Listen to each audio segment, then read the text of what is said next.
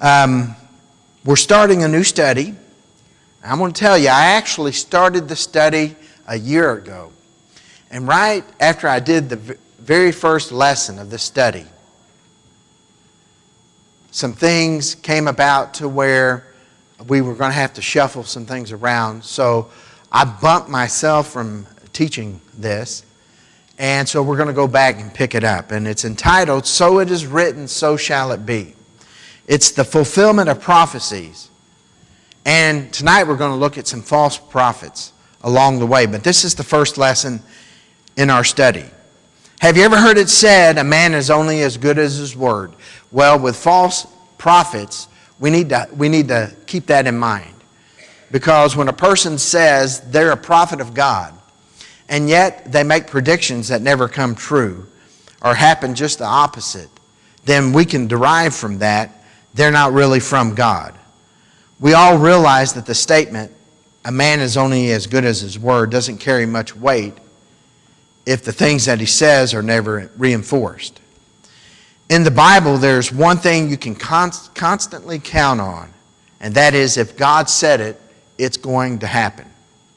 Countless prophecies were spoken and written, and one by one they were fulfilled, except with the exception, mainly, of the end of time predictions. Systematically, if you wanted to take the time, you could read of a prophecy in the Old Testament, and either before you get out of the Old Testament or into the New Testament, you can see that prophecy fulfilled. To those end of time prophecies, you can't bank on those if it's from a man and those prophecies end up being false prophecies. For example, if dates are picked for when Christ is going to come back and the date comes and goes, you can't count on that guy anymore after that. And I'll go even a step further. If a person's going to give you a date when Christ is going to come back, you can already not count on him. At the very bottom of that sheet that I gave you, Matthew 24:36, it says, But of that day and hour no one knows, not even the angels of heaven, nor the Son, but the Father alone. There's many people today who say that Jesus probably knows now, since all authority has been given to him in both heaven and on earth. But at the time Jesus walked on this earth, he did not know when that would be. And I'm not even going to say that he knows today because of what that scripture says there. I love movies. When I was just a little kid, my mom and dad took me to the Melba Theater in DeSoto, Missouri, to watch the Ten Commandments. And it starred Charlton Heston. Y'all remember that? He was Moses. And Yul Brynner, who was Pharaoh. If you don't remember Yul, he had the bald head. He was in The King and I. Good actor, good actor. During the course of a conversation between Moses and Pharaoh in that movie, it was after the 10th plague had occurred. Pharaoh said to Moses to take the children and leave the land of Egypt. Moses challenged Pharaoh regarding taking the children out because time after time he had been told he could do that, and every time Pharaoh changed his mind. Pharaoh was so upset with what Moses had said, he turned to Moses. He'd already written the decree. And he turned and he said, So I have written it, so shall it be. Shall goes in that first blank. Of course, we know the rest of that story. Pharaoh did change his mind, even though he had written it. And he pursued Moses and the children of Israel, and his army was crushed in the Red Sea. Even though Pharaoh did not put much stock into his statement, so it is written, so shall it be, tonight we're going to put a lot of stock into that. Because tonight, these things are going to come from the lips of God to us in prophecies given by prophets of the Old Testament mainly. There would come a time in the history of God's Word when the making of predictions, except for the end of time predictions, were no longer necessary. Before we had the Bible in its complete form, it was necessary to have prophecies also. But once the Bible came to us in full form, that which was necessary at one time was no longer necessary. That's why all modern day seers should be viewed as false teachers and false prophets. And over the course of the last 2 millennium, there have been many who have presented themselves as divine seers of the future. People like the second blank, Jean Dixon. Do you know that name? Jean was born in 1917. She died in 1997. She was an astrologer and alleged psychic. She is said to have predicted the death of John Kennedy in Dallas on November 22nd, 1963. She did not predict his death. She was so famous that she was featured every year in a particular magazine with her predictions for the upcoming year. And here's the amazing statistic. With all of those top 10 predictions each year of what would happen, she did not get one of them correct. She predicted that the USSR would beat the United States to the moon, and she was wrong. She predicted that a Democrat would win in 1960. A Democrat did win, and she said that that Democrat would be assassinated, and a Democrat was assassinated. But she went on to say about John Kennedy, he would not be the one nominated to run against the Republican in 1960. Most of her predictions were vague and just possibilities. In other words, you would really have to stretch your mind in a very awkward way in order to make sense of what she was predicting. But to her credit, Jean Dixon never claimed that she had a gift from God. That's not true with most of the false seers that I'm going to make mention of here. Virtually every other one said that God was the one that was talking to them and telling them of these predictions. Number 3, perhaps the most famous of the doomsday prophets was Michel de Nostradamus. He was born in Saint Remy, France in 1503. He died in the month of July of 1566. He was a well-known seer back at that time. He was a very popular author who wrote his prophecies down in 4-line poems and riddles. The book that he published and made a lot of money on was a book entitled The Centuries. He did claim divine inspiration for his predictions, or at least he didn't refute it when that admonishment came his way. Through his writings, he was said to have predicted the selection of various popes, the rise and fall of Napoleon, the rise and fall of Hitler, the date of his own death, 9/11, and many other predictions. These predictions were to take place in order as they were given. So a historian, number 4, by the name of Leoni, Leoni, Leoni, who systematically took each of his predictions made during his lifetime, said that not one of those predictions came true. Now, the world claimed at least 80% of them came true. But Leoni, who lived during that time, said not one of them, up to the time of his death, had come true. Remember, this man claimed that his predictions were of divine origin. Every single time that he made a prediction that didn't come true, I think that it automatically eliminated him from being from God. And by the way, Nostradamus said 80% of his predictions had come true. in his lifetime. But he said his predictions were from God. Anyone have a problem with that? This man's claiming to be from God and acknowledging that 20% of the predictions that he made never came true. I've got a big problem with that, and I know you do also. Huh? We're all from God. Yeah. But do you all understand what I'm saying about the predictions? Should have been 100%. Should have been 100% if it was from God. He was a big fraud, as many of our modern day doomsday prophets are. Joseph Smith is another individual. We know him as the founder of the Church of Jesus Christ of Latter-day Saints. I don't have enough blanks in that on that sheet. I have Church of Latter-day Saints is what goes in that blank, or also known as the what?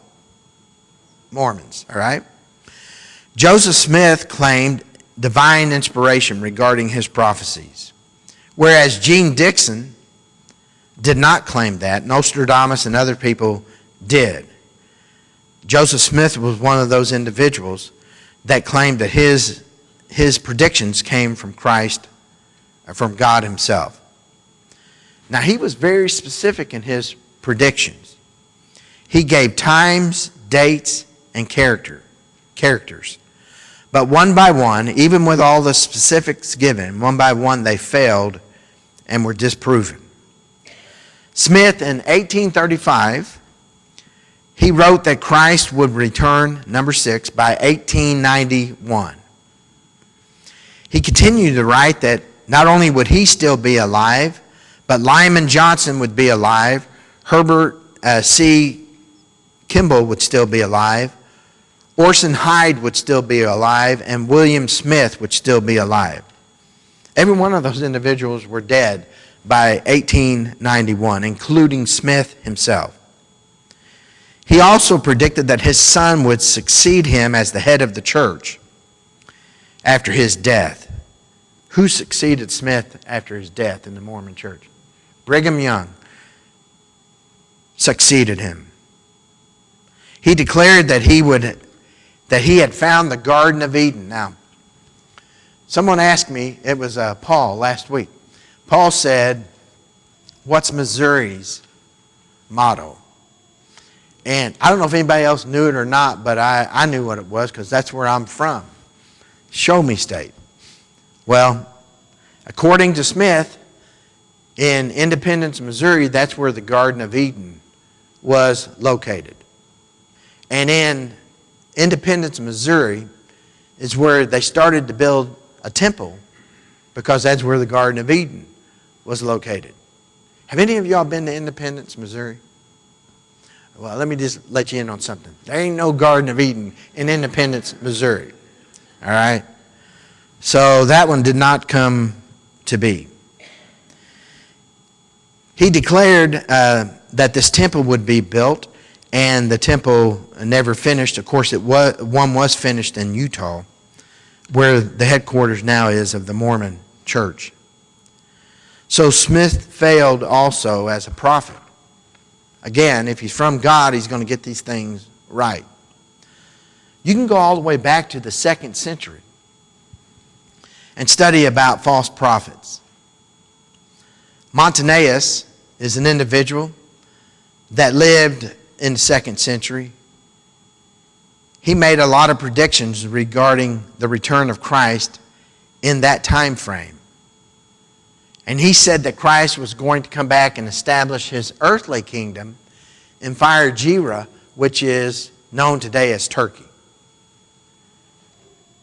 Again, of all the places that I would want that, I don't mean to cut down Turkey, but it's not where I have a vision of this. But did you notice he said earthly kingdom?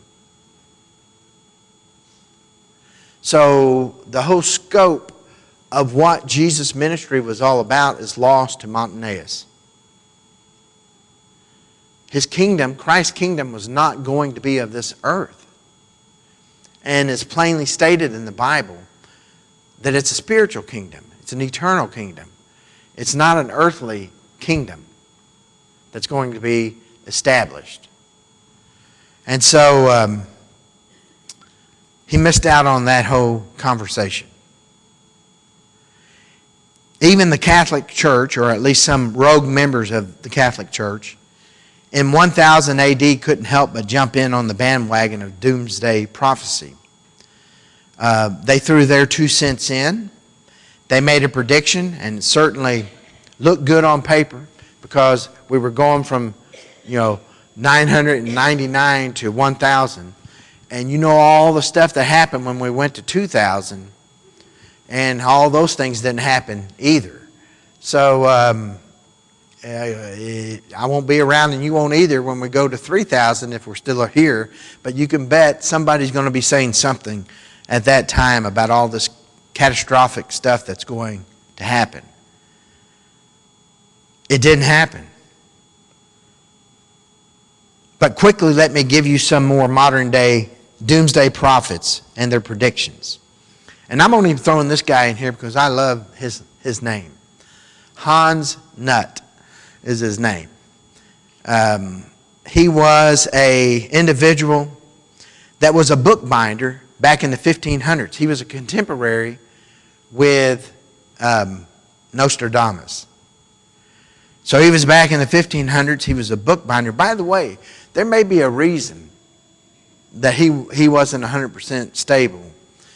Because, when back at this time when people made hats and stuff, the chemicals they used caused them to have some problems. And it may have been the exact same stuff that was used on binding the books also.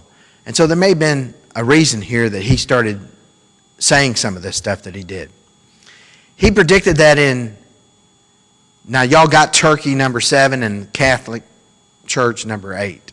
So he predicted that in 1528 Christ would return, and that would usher in 1,000 years of food, relaxation, and love. He so intrigued the German population that when these predictions didn't come true, they had him arrested and thrown into prison. Eventually, he tried to escape, and he was wounded, and later he died from those wounds. Number 9, William Miller. During the 19th century, so in the 1800s, he was the first notable doomsday prophet of that century. He had a big following, too. He prophesied that between March the 21st, 1843, to March the 21st, 1844, so he gave himself 1 year there, Christ would return. 50,000 people refused to plant a crop, refused to work. They sold their possessions. They donned white robes. They climbed up on hills and sat in the limbs of the trees and waited for Christ to come back. 4 different times during that year, that group made that journey up to those hills and trees, 50,000 of them. 4 times Miller changed the date, and then he never came back to making a prophecy. Eventually, he acknowledged his wrongdoing and never ventured another guess. The founder of Jehovah's Witness, Charles Russell, Charles Russell is the person, first prediction was 1874. It failed, but many more predictions by Russell were still to come. His second prediction, not daunted by his first failure, Russell set a second date. The year would be 1914. He wrote about Christ's appearance in both Volume 2 and Volume 3 of his work entitled Studies. Christ didn't come back in 1914. He made a third prediction before 1914 came to an end. He said that Christ would return in would come to earth, not return, would come to earth in 1918. So there's 3 strikes there for him. So he'd be out, except he's going to make another prediction. In 1925, he made his next prediction, and it still didn't happen.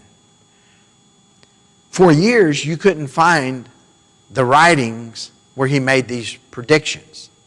But eventually, copies of them came to the forefront, and he had to acknowledge that he was wrong to do that. His last prediction was 1975, long after he was not here on earth anymore. There were a lot of things that happened in 1975, but Christ's return, or first coming, was not one of them.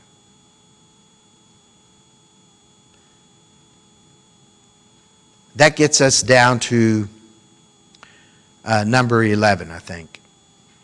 Are y'all with me on that sheet? Because Church of Christ is not off limits in all of this either. A man by the name of Edgar Whisenant, a NASA engineer and member of the church, wrote a book entitled 88 Reasons Why the Rapture Will Occur in 1988. He sold 3 million copies of that book. It made him a very wealthy man. He set his time for Christ's return to be September the 13th through the 15th of September of the year of 1988. When September the 15th, the last date of that prediction, came and went, he quickly changed the date to October the 3rd, 1988. His excuse was because he was a NASA engineer and he used mathematics to figure it all out. He forgot to take into account the international date line into the equation. And so, refiguring that, it became October the 3rd, 1988. After October the 3rd came and went, he stopped making predictions and just sat back and enjoyed his money that he had acquired through everybody buying his book, 88 Reasons Why the Rapture Will Occur in 1988. Nice title. I like the title, but to no avail. So, many others. I already talked about Hans Nutt. Jim Jones. We know that name.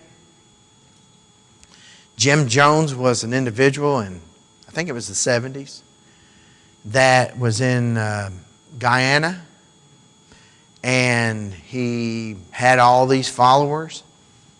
A congressman or a senator, I can't remember. Ryan was his last name, I do remember that. Went down because he'd heard stories about what was going on down there. Went down, and he ended up getting shot while he was down there. And the next thing you know, there was a mass suicide that took place that was going to usher in the end of time. And it didn't happen. Y'all remember that story? Can you imagine? They were poisoned drinking the Kool-Aid. So we even have an expression today. David Koresh, you remember that name? That hasn't been all that long ago. It was in the 90s. I guess that has been a while now. David Koresh of the Branch Davidians in Waco. I don't know that he necessarily ever made a prediction, but he thought that battle that they were going to have was going to usher in the end of time. Of course, they all lost their lives in that compound there. And all of this, we're either going to believe the Bible or we're not going to believe it. Now, that's a lengthy thing I went through there. But we're either going to believe it or we're not going to believe it. And when it says point blank, but of that day and hour no one knows, we can either accept that or we can reject it. If we decide to reject it, I guess some might feel comfortable making predictions about when the end of time is going to come. I'm not a betting individual, but I really don't think it would be making a bet if a person came up to me and said, 3 days from now the world's going to end. And I said, I'll bet my house it's not going to.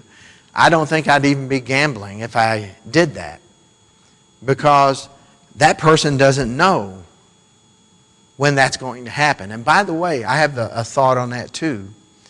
If it ever happened that the person got it right, they'd be just as shocked as everybody else that they got it right. But it's not going to happen that way. But of that day and hour, no one knows. So who are these prophets? Well, those are the false prophets. But what about the biblical prophets? Believe it or not, that question has caused a lot of problems throughout the years. Because of the wording we have in our English dictionary, it can mean anything from Egyptian priests to temple officials to astrologers to sorcerers to diviners and a lot of other things. Have you ever heard the weatherman referred to as the weather prophet?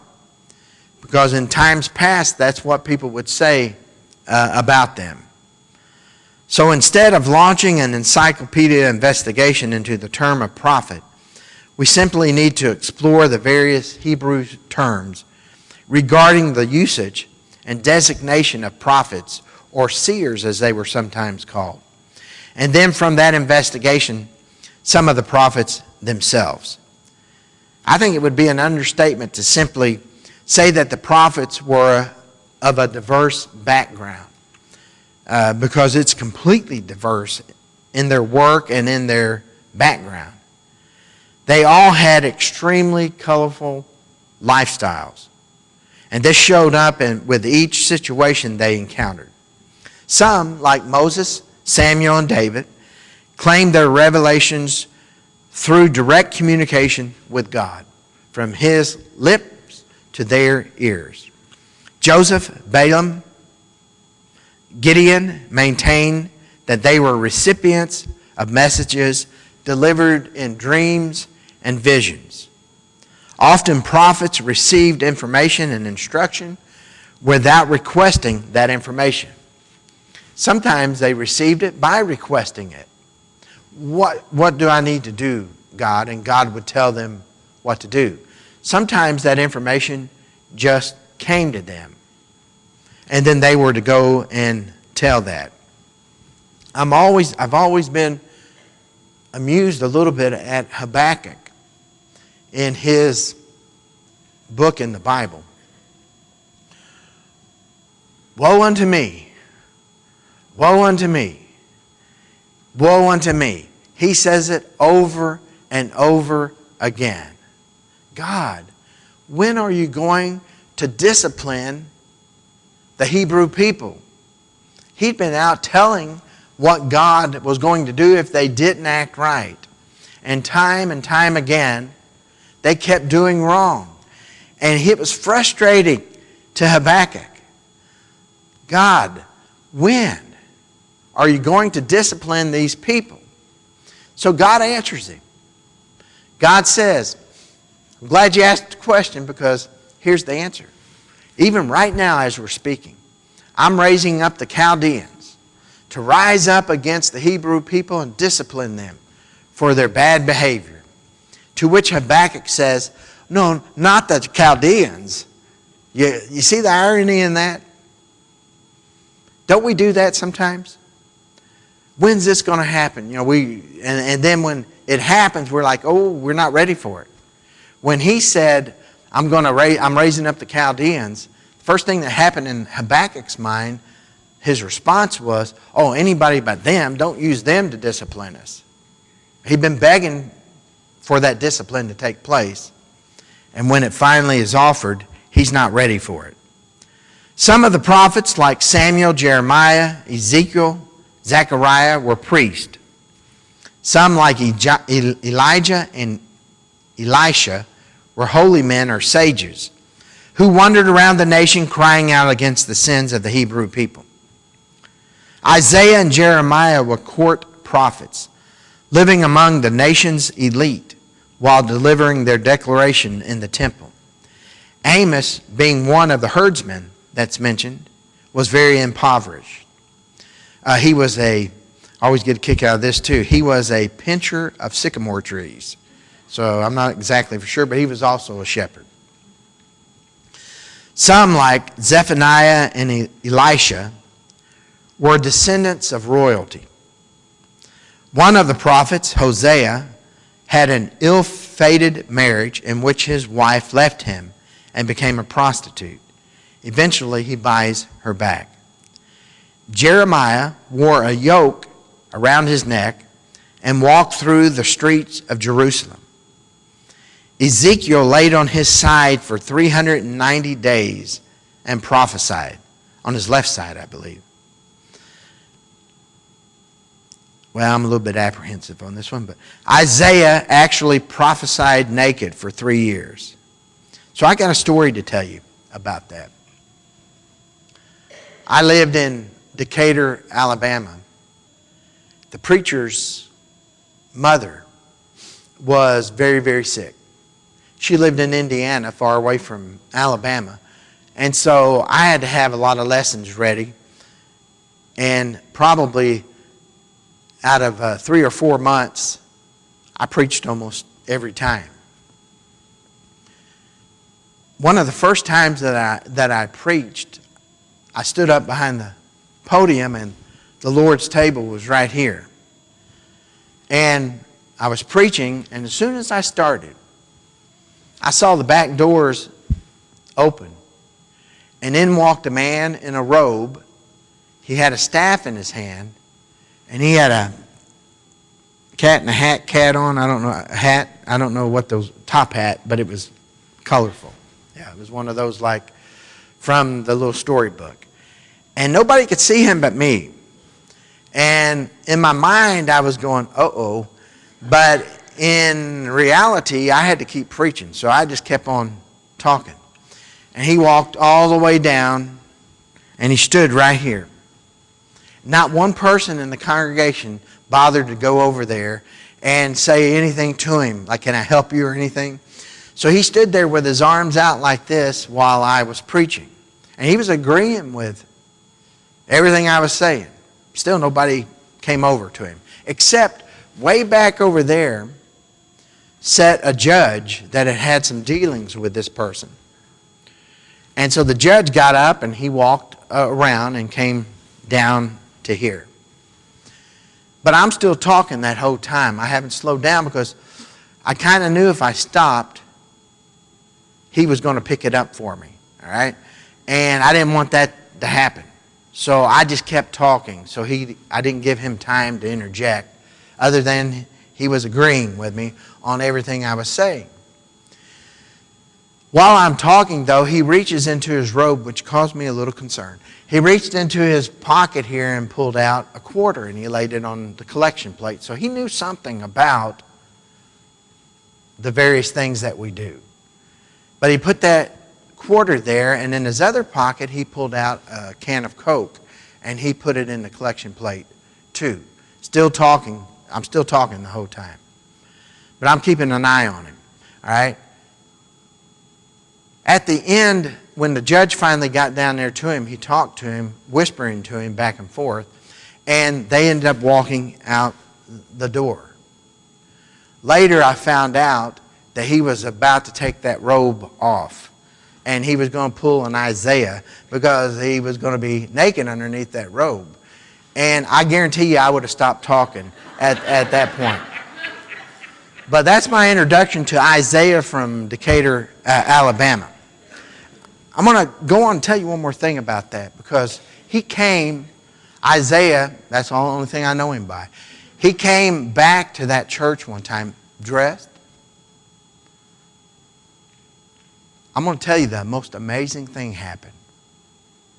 Tom Holland was preaching, and it was on a Tuesday afternoon. And Tuesday afternoon, that we have ladies' Bible class. So they all met in the auditorium. And I saw out of the corner of my eye, sitting in my office, I saw Isaiah walk into the auditorium by my office. And I thought, oh no. And so I headed up there and I sat right behind him.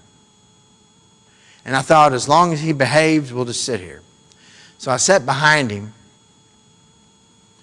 And Tom Holland has this gift. He's passed away now. But Tom, you could say to him, what does, not the normal, like John 3:16 say, he could tell you. But if you said, what does John 3:17 say, he could quote it. He's the guy I make mention of periodically that they say he could rewrite the whole Bible if all of them were taken away.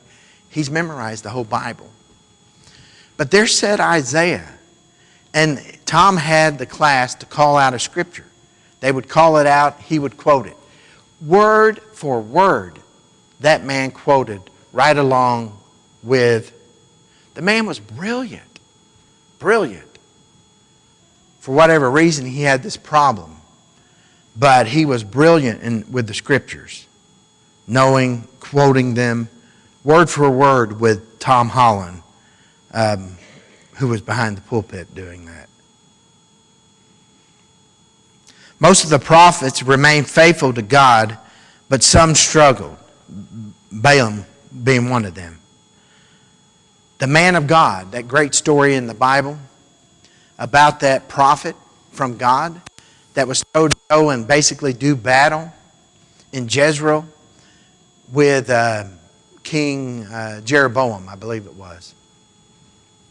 When Jeroboam resisted what the man of God was saying, the man of God, through God, withered his arm.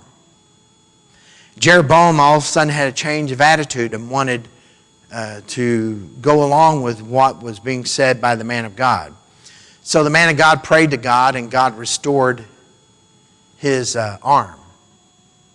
The man of God knew exactly what God had told him to do. He said, go this way. When you go home, go a different way. Do not eat anything. Do not drink anything while you're there. The man of God was invited to go to the palace. The man of God said, I'm going to go like God told me, a different way. I'm not to eat anything or drink anything. But a young man was there and saw all of that, and he went to his dad, who was also a prophet, and he explained what happened. That man quickly went and fetched the man of God and told him, an angel came to me and told me, you're to come to my house where we're going to have a feast. The man of God, knowing what God had told him, went with that man. That very day he died. There's stories in the Bible like that leave me scratching my head because I don't fully understand. But I do understand this. If God, who told the man of God what he wanted him to do, would have wanted the man of God to do something different, he would have told him that. He would not have sent another man who an angel told that to, but he would have sent, or God would have talked to him directly. There was a great impact. I tell you what, this is a great place to stop. We have about 4 minutes. Let's have a prayer and then we'll pick this up next week. God, thank you for the time you give us to study your word. Thank you for letting us look at the prophecies, the prophets, even the false prophets, so we'll know who not to listen to and that we should listen to only your word. Please bless us in our effort as we study your word to learn more from it. Build us up in your service. In Christ's name we pray.